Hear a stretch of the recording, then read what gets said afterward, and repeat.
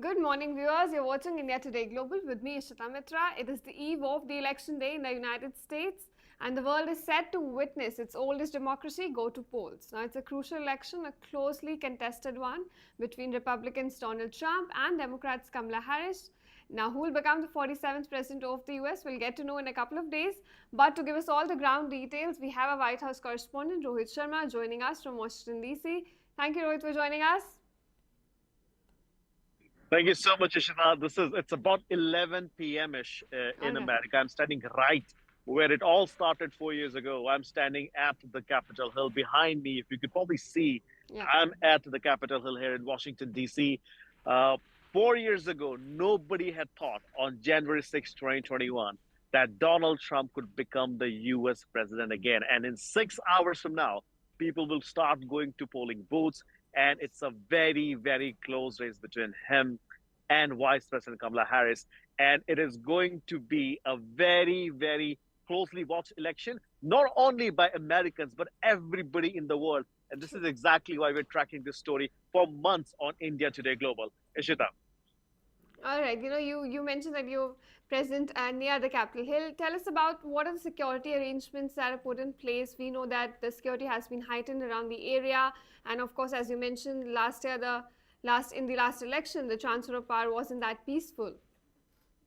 Well, look, I think one thing, one lesson that America has learned from 2020 election is that nobody had imagined that people would actually storm over the Capitol, right? We have seen some rioting in 2016 election. I remember vividly when Hillary Clinton lost that election, we had some Democrats who took over the streets in Washington, D.C. and protested, and it did get violent a little bit. But nobody had imagined what Yeah. people could do, what happened on Jan 6th. So the security has been beefed up. The vice president's house, which is in Washington, D.C., has barricades that go up to 12 feet now, is what we've been told. The White House, in the pretext of, hey, we're building a stage for inauguration, has also put up barricades on Capitol. You don't see them right now, but Yeah. you might see that around January 6th if they anticipate something. There also has been warnings from the FBI about possible violence that could occur Okay. due to this election. So a lot of things are happening. A lot of restaurants have boarded up, something that we've never seen before.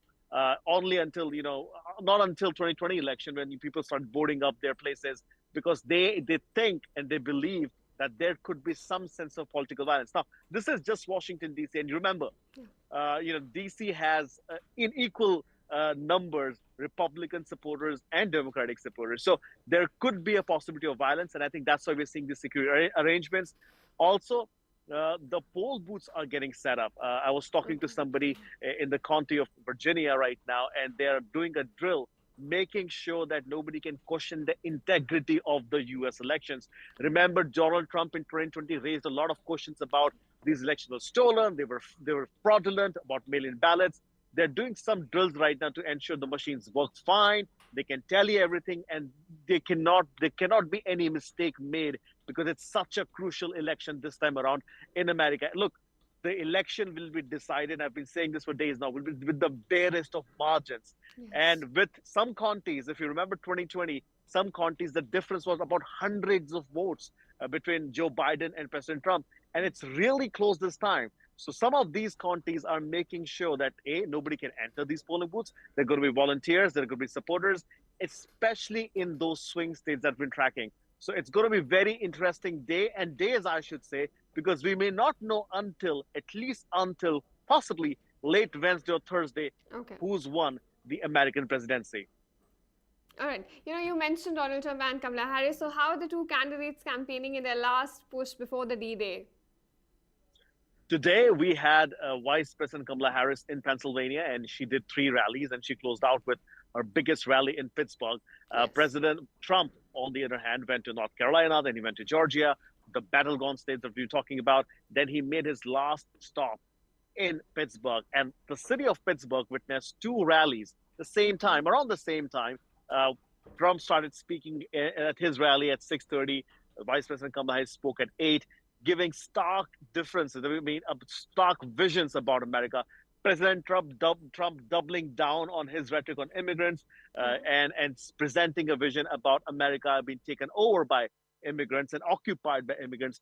On the other hand, Vice President Kamala Harris charting her own path and talking about inclusiveness and talking about democracy and defending constitution. So two very different, Yeah. visions presented to America in their closing arguments.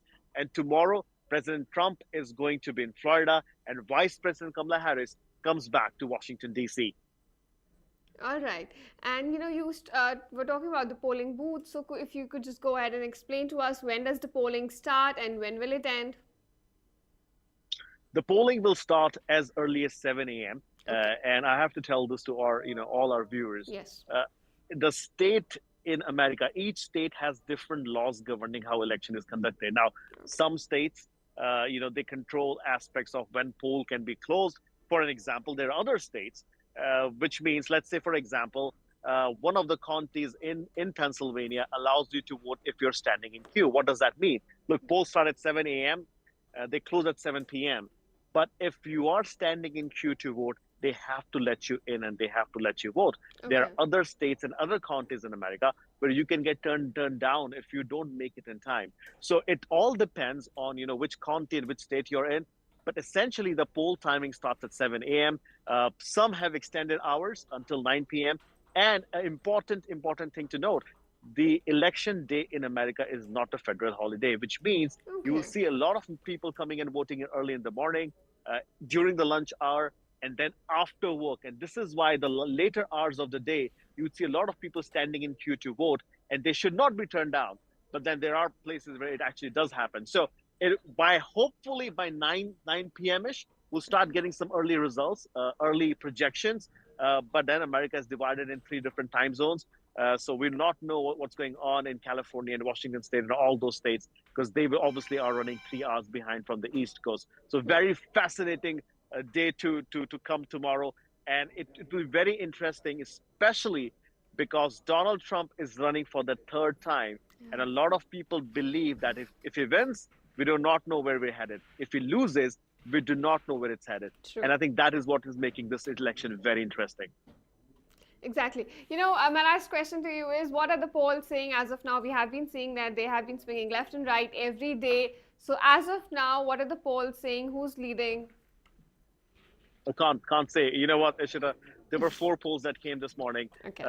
Some of them supported Trump. Some of the other ones supported Kamala Harris. So nobody knows what's going to happen. Yeah. I think the only thing that matters now is what happens tomorrow, which is when people turn out to vote and they would elect the next president of the United States. All right. Well, thank you so much, Rohit, for joining us. And we'll be coming back to you for more updates on this election as we continue to track this for our viewers. Thank you so much. Have a good one. Thank you. Thank you, viewers, for staying with us. Stay tuned to India Today Global.